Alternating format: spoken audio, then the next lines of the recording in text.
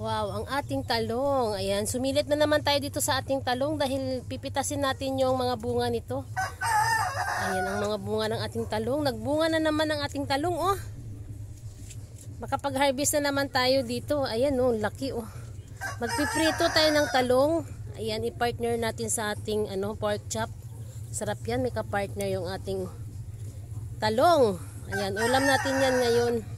Ang tangkad na ng talong, pero grabe ang bulaklak. Namumulaklak siya. Ayan, oh. Grabe dun, oh. Taas niya, oh.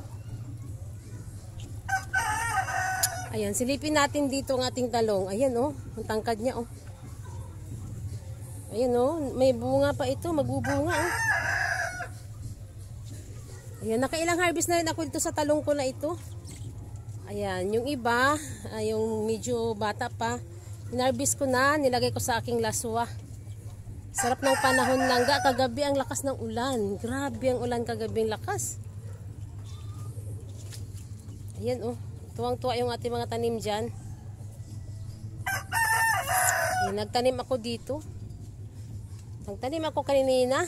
Ang aga ko pa nagtanim. Ayan, oh. Tanim ako dyan. Ayan.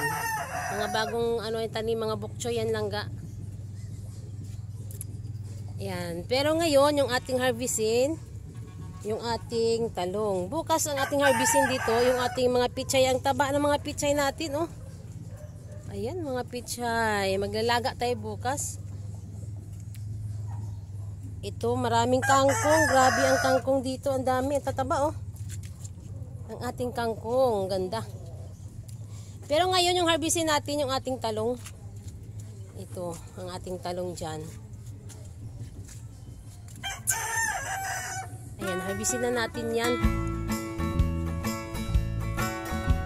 Ayan, wow. Ang laki.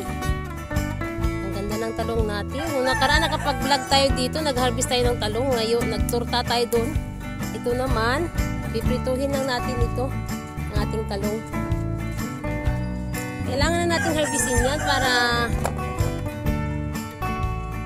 lalong dumami ang bunga.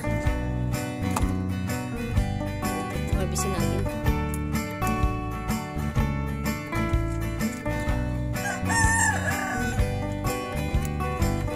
Ayan.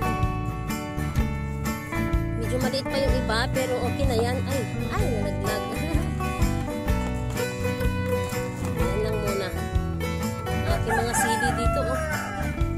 Sili ko dito, natatabunan siya ng mga kangkong. Pero okay lang yun, hayaan mo na muna. Kasi na natin itong mga talong na iba dito, medyo maliit. Ayan, ito kaya, ano siya, nasugatan siya dito. Naglagay kasi ako ng kahoy para tumayo yung ating talong. Tamaan siya, oh. Kunin na natin kahit maliit. Nasugat siya dyan sa may kahoy na nilagay ko.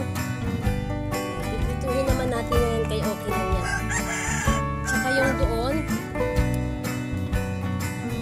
ayan, harvestin natin yan kahit medyo maliit kasi. Yan, medyo maliit. Tumama kasi siya dito sa may saglit. Ayan. Medyo maliit siya. Kinuha ko na kasi tumatama din sa may yero. Ayan, no, baka masunog sa sobrang init. Ayan ang ating talong.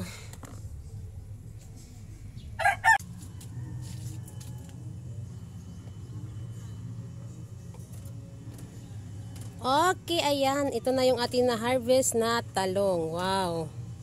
Ang ganda talaga pag meron tayong tanim, libre na yung ating ulam. Partner natin to sa ating pork chop. Kasi magluluto tayo ng pork chop ngayon. Magpiprito tayo. At saka itong talong, iprito na rin natin yan. Okay, tara na. Magluluto na tayo dun sa baba.